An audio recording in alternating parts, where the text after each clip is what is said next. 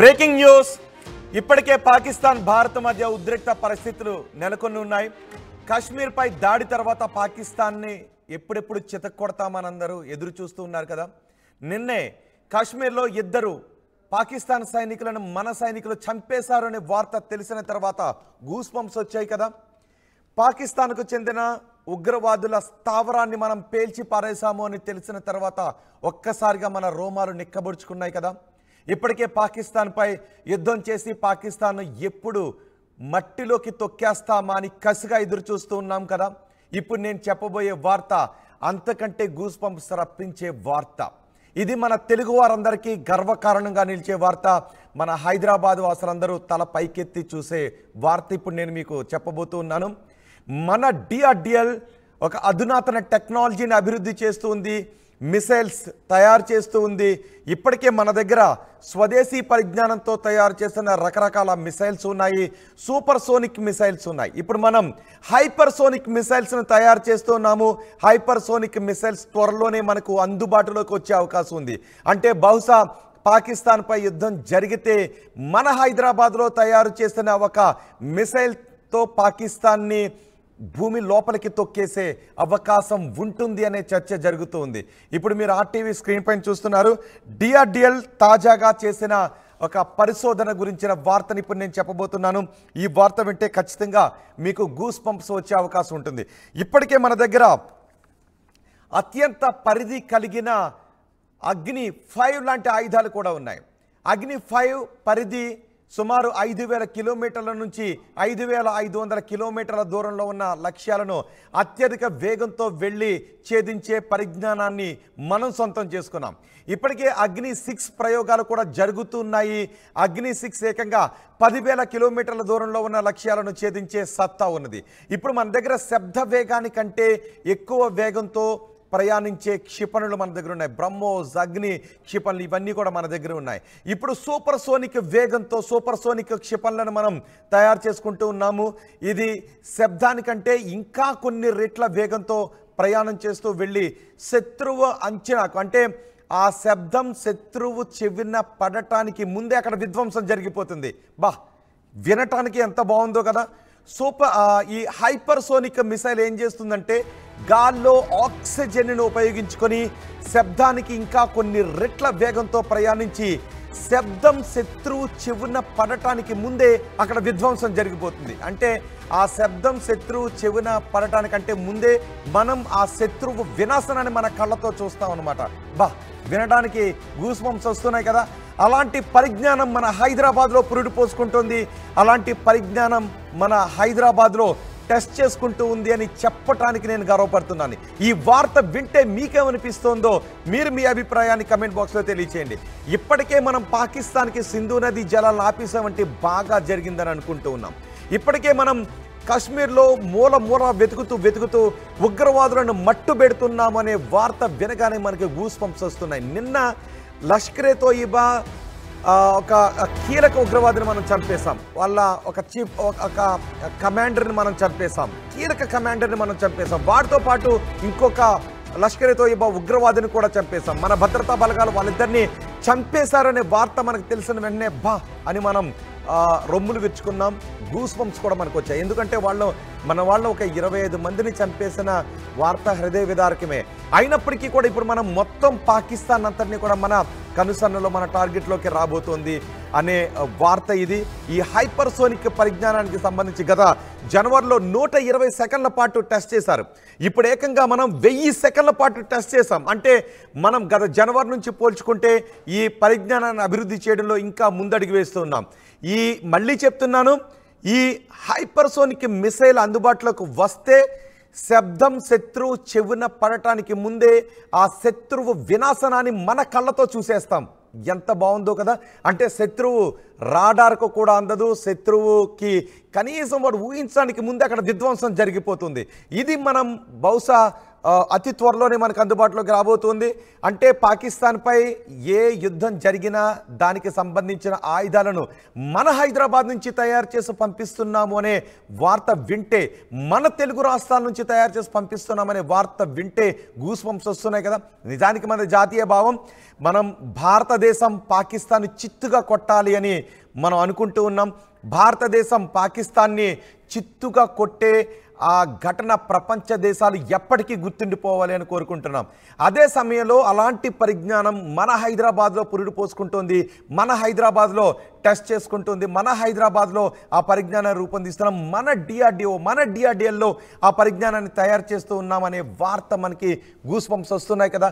మీకేమనిపిస్తుంది ఈ వార్త వింటే? మీ అభిప్రాయాన్ని కమెంట్ బాక్స్లో తెలియచేయండి. నాకు చాలా ఆనందంగా ఉంది ఈ వార్తను చెప్పడానికి. ఇప్పటికే డిఆర్డిఎల్ 1000 సెకండ్ల పాటు ఈ పరిజ్ఞానాన్ని టెస్ట్ చేసింది. రాబోయే రోజుల్లో దీని పరిధిని, దీని సామర్థ్యాన్ని ఇంకా పెంచే అవకాశం ఉంది. ఇది పూర్తి స్థాయిలో అందుబాటులోకి వస్తే శత్రువు ఎప్పుడు మన కనుసన్నల్లోనే ఉంటాడు.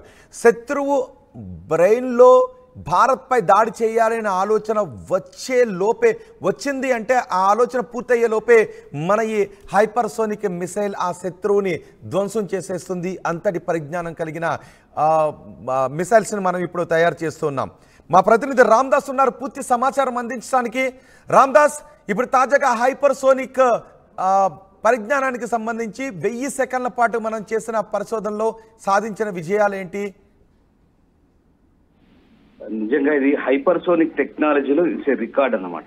భారత్ సాధించిన సరికొత్త రికార్డు, అది కూడా హైదరాబాద్ గడ్డపై ఈ పరీక్ష విజయవంతం అవడం నిజంగా తెలుగువారిగా మనకు గర్వకారణం అని చెప్పొచ్చు. ఎందుకంటే డిఆర్డిఓలో ఇది ఒక విజయవంతమైనటువంటి స్క్రామ్ జెట్ ఇంజన్ పరీక్ష. ముఖ్యంగా నెక్స్ట్ జనరేషన్ హైపర్సోనిక్ మిసైల్స్ తయారీకి ఇది లైన్ క్లియర్ చేస్తుంది. స్క్రామ్ జెట్ కు సుదూర లక్ష్యాలను సులభంగా ఛేదించే సామర్థ్యం కనబడుతుంది. ఇందాక చెప్పినట్టుగా గంటకు 6100 కిలోమీటర్ల వేగంతో ప్రయాణించగల కెపాసిటీ అంటే నిజంగా కను రెప్పపాటు ఎంతటి వేగాన్ని పుంజుకొని ఆ మిసైల్స్ ను శత్రు లక్ష్యాలను ఛేదించగలదో ఒకసారి మనం అర్థం చేసుకోవచ్చు. అంతటి హైపర్సోనిక్ టెక్నాలజీని ఇప్పుడు మనం సొంతం చేసుకున్నాం. అంతటి అభివృద్ధిని ఇప్పుడు మనం చేయగలిగామంటే నిజంగా డిఆర్డిఎల్ ను రక్షా మంత్రి రాజ్నాథ్ సింగ్ అభినందిస్తున్నారు. భారత్ పాక్ మధ్య ఇప్పుడు ఉద్రిక్తతలు చోటు చేసుకున్న నేపథ్యంలో శత్రు లక్ష్యాలని ఛేదించగలటువంటి ఇట్లాంటి అత్యాధునిక హైపర్సోనిక్ టెక్నాలజీని భారత్ సొంతం చేసుకున్న ఈ తరుణంలో నిజంగా ఇది మనకు గొప్ప విజయం అని చెప్పాలి. భారత అమ్ముల పొదిలోకి ఇది ఒక అస్త్రంగా చేరిపోయిన పరిస్థితి కనబడుతుంది. ప్రధానంగా ఇప్పుడు డిఆర్డిఓ ఈ విజయవంతమైన భూ పరీక్ష అంటే నెక్స్ట్ జనరేషన్ హైపర్సోనిక్ క్షిపణులు అభివృద్ధి చేయడంలో ఇది ఒక కీలక మైల్ రాయి అనే పేర్కొంటుంది. హైపర్సోనిక్ క్రూయిజ్ క్షిపణి అనేది మాక్ 5 కంటే అంటే ధ్వని వేగం కంటే 5 రెట్లు అంటే గంటకు 6100 కిలోమీటర్ల కంటే ఎక్కువ అన్నమాట. సో ఎక్కువసేపు ప్రయాణించగల ఆయుధాల తరగతికి చెందింది ఇది. గాలి పీల్చే ఇంధనం ద్వారా శక్తిని పొందే సామర్థ్యం కలిగింది. ముఖ్యంగా ఇది ఇగ్నిషన్ అంటారు, దహన సామర్థ్యం కలిగినటువంటి చోదక వ్యవస్థ దీర్ఘకాలిక క్రూయిజ్ పరిస్థితులకు కీలక పాత్ర పోషిస్తుందని రక్షణ శాఖ చెబుతోంది. ఈ దీర్ఘకాలిక స్క్రామ్ జెట్ దహన యంత్రం దీని టెస్టింగ్ సామర్థ్యాన్ని ధృవీకరిస్తుంది. ఇది ముఖ్యంగా డిఆర్డిఓ ప్రయోగశాల చేసిన సమగ్ర కృషి ఫలితం. ఇది దేశం యొక్క హైపర్సానిక్ క్రూయిజ్ క్షిపణి అభివృద్ధికి ఇది ఒక బలమైన పునాదిగా మనం చెప్పుకోవాలి. నిజంగా ఇది ఒక అద్భుతమైన విజయము. దీంతో ముఖ్యంగా డిఆర్డిఓను ప్రశంసిస్తున్నారు. అట్లాగే దీంట్లో భాగస్వాములైనటువంటి మిగతా వ్యవస్థలందరినీ కూడా దేశం ఇప్పుడు అభినందిస్తుంది. కీలకమైన ఈ హైపర్సానిక్ ఆయుధ సాంకేతికతను సాకారం చేయడంలో ఒక రకమైనటువంటి సక్సెస్ మనం సాధించుకోవచ్చు. నిజంగా లేటెస్ట్ టెక్నాలజీతో కూడినటువంటి ఇది దాదాపు 1000 సెకండ్లకు పైగా సూపర్ సానిక్ దహనాన్ని ప్రదర్శించింది. అంటే ఇగ్నిషన్ 1000 సెకండ్లకు పైగా ఇగ్నిషన్ ప్రదర్శించి మనకు తెలిసిందే గత జనవరిలో 125 సెకండ్ల పాటు దీన్ని ప్రయోగించారు. ఇప్పుడు దానికి మించి 1000 సెకండ్ల పాటు ప్రయోగించి సక్సెస్ అయ్యారు. సో ఆ రకంగా ప్రస్తుతం అయితే డిఆర్డిఏ చేసినటువంటి ఈ ప్రయోగాన్ని మొత్తం బృందాన్ని కూడా రక్షణ శాఖ అభినందిస్తున్న పరిస్థితి కనబడుతుంది. ఇప్పటికే మన దగ్గర సూపర్ సోనిక్ మిసైల్స్ మన దగ్గర ఉన్నాయి. వాటిని ప్రయోగిస్తేనే చాలు, శబ్దం శత్రు చెవున పట్టడానికి ముందే వినాశనాన్ని మన కళ్ళతో చూసేయచ్చు, శత్రు వినాశనాన్ని. ఇప్పుడు ఈ హైపర్సోనిక్ ఆయుధాలు మనకు అందుబాటులోకి వస్తే రక్షణ రంగంలో మనం ఎంత బలంగా తయారయ్యే అవకాశం ఉంటుంది? డెఫినెట్ గా, ఎందుకంటే ఇప్పుడు ఈ Scram jet combustor ground testing ఏదైతే ఉందో ఇది దాదాపు 1000 సెకండ్ల పైగా ప్రయోగించారు. హైపర్సోనిక్ ఆయుధ సాంకేతిక పరిజ్ఞానంలో ఇది మైలురాయి అని చెప్తాను ఇందాక మీకు చెప్పినట్టుగా. ఎందుకంటే ప్రస్తుతం డిఆర్డిఓ కావచ్చు, అలాగే డిఆర్డిఎల్ కావచ్చు, ఈ రూపొందించినటువంటి సూపర్సానిక్ దహన ర్యామ్ జెట్ లేదా స్క్రామ్ జెట్ ఆధారిత హైపర్సోనిక్ టెక్నాలజీని గతంతో పోలిస్తే ఇప్పుడు ఇంకా మెరుగుపరిచారు. అంటే మీకు చెప్పాను, దాదాపు గంటకు 6100 కిలోమీటర్లు అంటే కనురెప్పపాట్లో నిజంగా మనం ఊహించని పరిణామంగా ఉంటుంది. ఒకసారి శత్రువు కూడా అంచనా వేయలేదు దీన్ని. ఆ నిర్దేశిత లక్ష్యాలను ఛేదించడంలో బహుశా శత్రువు కూడా పసిగట్టలేనటువంటి వేగాన్ని పుంజుకుంటుంది.